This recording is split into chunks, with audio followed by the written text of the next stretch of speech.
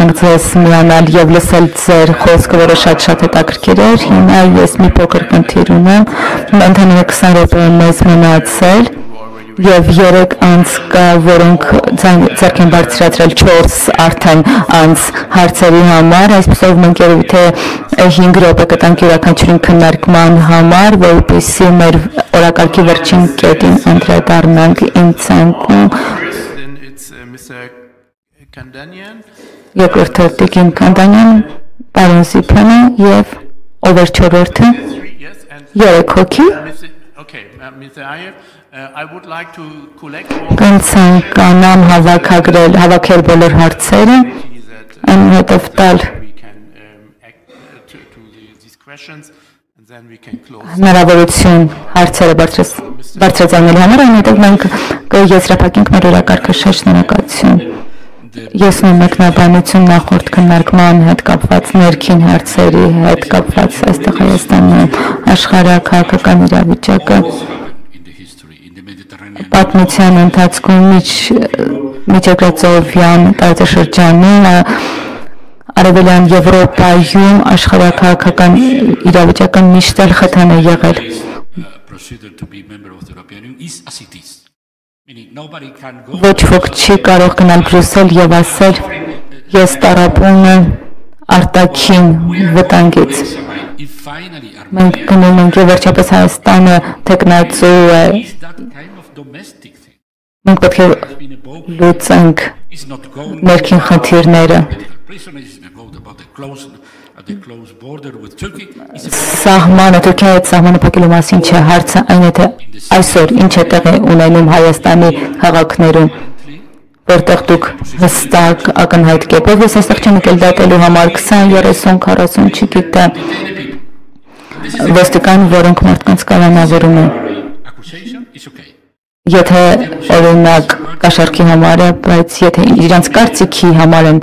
իրենք դատվել, սոցիալական ցանցերում ուշադիր եղեք, զգույշ եղեք, որովհետև մենք շատ լավ գիտենք ինչ է տեղի ունենում, եւ դուք սկսում եք մեղադրել եւ հետապնդել մարդկանց, պարզապես սոցիալական ցանցերում ինչ-որ բան գրելու համար։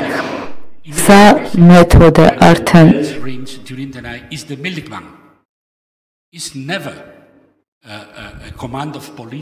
Երբևէ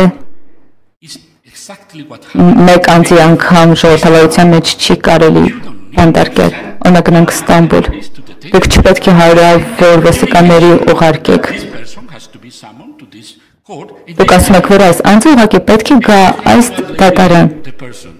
որովհետև դուք չեք պիտակավորում մարդուն միայն ինչ-որ մի ենթադրության կամ կարծիքի համար, որ նա վտանգավոր մարդ է։ Դուք պետք է տեղյակ լինեք, հայկական իշխանությունները, քաղաքական կուսակցությունները պետք է տեղյակ լինեն, որ դուք պետք է շատ ուշադիր նայեք սրան, եթե դուք տեխնացու պետություն եք, երկիր եք։ Շատ մեծ ժառանգություն կա խորհրդային իրավական համակարգից։ Մեղադրենք, ուղարկենք, բանդ, կալանավորենք, հետո մենք կտեսնենք։ Եվ արդարադատության նախարարը փորձում է պայքարել այս պատմական ժառանգության հետ, սկսում ուղարկենք բանդ, հետո կտեսնենք ինչ տեղի կունենա, տեղյակ եղեք նման բաների մասին, որովհետև մենք շատ խորը սնվել ենք նման բաները։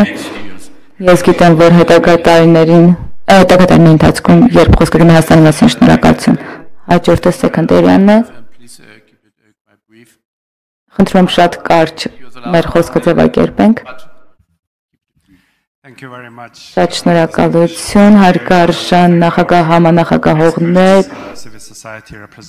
նախասարակության մասնագետների, փորձագետների համար, իրենց զեկույցների համար, հատկապես շատ հետաքրքիր էր լսելու մեր մոլդովացի գործընկերոջը, որը խոսում էր հիբրիդ հարձակումների մասին Մոլդովայի դեմ։ Մենք տեսնում ենք շատ նման օրինաչափություն, որը նաև Հայաստանում է ծագում, որովհետև մենք 6 ամսից ունենալու ենք ընդհանուր ընտրություններ, բայց նախ եւ առաջ ցանկանում եմ ողջունել բոլորիդ Հայաստանում, պատիվ եւ արտոնություններ, որ դուք բոլորդ Երևանում եք, եւ մենք Հայաստանում հանդիպում ենք շատ մեկ այլ տարբեր ողջ միջավայրում, իրավիճակը փոխվել է եւ մենք կարող ենք հստակ ասել, որ Հայաստանի եւ Ադրբեջանի միջև խաղաղություն հաստատվել է, բայց ինչպես Էդգարը նշեց, դեռևս շատ փխրուն է եւ մենք պետք է փայփայենք եւ ամեն ինչ անենք, որպեսզի խաղաղությունը անհողդողդ լինի։ Շատ կարեւոր է նաեւ, որ ունենք տեսլական, թե ինչպես ենք պատրաստվելու ապապլոկավորել Հարավ Կովկասյան տարածաշրջանը, բացել ճանապարհները, ենթակառուցվածքները Հայաստանի եւ Ադրբեջանի միջև, բայց սրանից էլ անդին եւ այս տեսլականով TRIP-ի հետ միասին, որը Վաշինգտոնում հայտարարվել է, մենք նաեւ դառնում ենք շատ ավելի մոտ Եվրամիությանը, բայց ոչ միայն մենք որպես տարածաշրջան, բայց ես կարծում սրա միջոցով մենք բերում ենք Կենտրոնական Ասիան ավելի մոտ Եվրոպական միությանը եւ ես կարծում եմ, որ սա շատ արժեքավոր երաշխիք է խաղաղության համար, մեր տարածաշրջանի համար, տնտեսական համագործակցություն, ճանապարհների ենթակառուցվածքների բացում, իհարկե կան շատ դեռ չլուծված հարցեր, օրինակ գերիների հարցը, պահվող անձանց հարցը, Ադրբեջանում անհայտ կորած անձանց հարցը, այս նոր իրավիճակում Հայաստանի եւ Ադրբեջանի միջև ես կարծում եմ, որ ավելի հեշտ կլինի այս թեմաները քննարկել եւ կան շարունակապես նման հարցերը քննարկվել են։ Բայց չեմ կարող չհասցեագրել ներքին հարցերը Հայաստանում ընդդիմությունից իմ գործընկերը ներողություն մենք ժամանակ չունենք 30 վայրկյան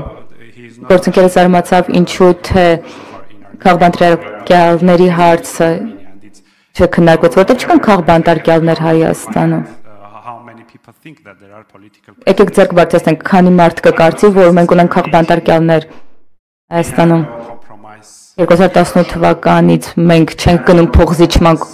կոռուպցիայի հետ, ժողովրդավարության վտանգների հետ, մեր երկրի ինքնիշխանության հետ վտանգների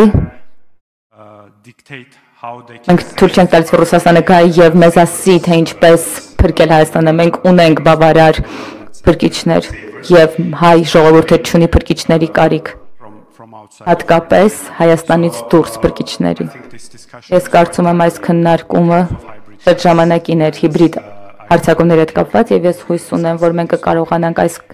թեման հետագայում քննարկել վաղը մեր լիագումար նիստի ժամանակ քննարկել։ Շնորհակալություն։ Շնորհակալություն, հաջորդը պարոն Զիփերն է։ Պարոն նախագահ, շնորհակալություն։ Արևելյան գործընկերության եւ Հարավ Կովկասյան տարածաշրջանում մենք պետք է խոսենք այն մասին, որ խաղաղությունը մեր ցանկացած իրավիճակը չի։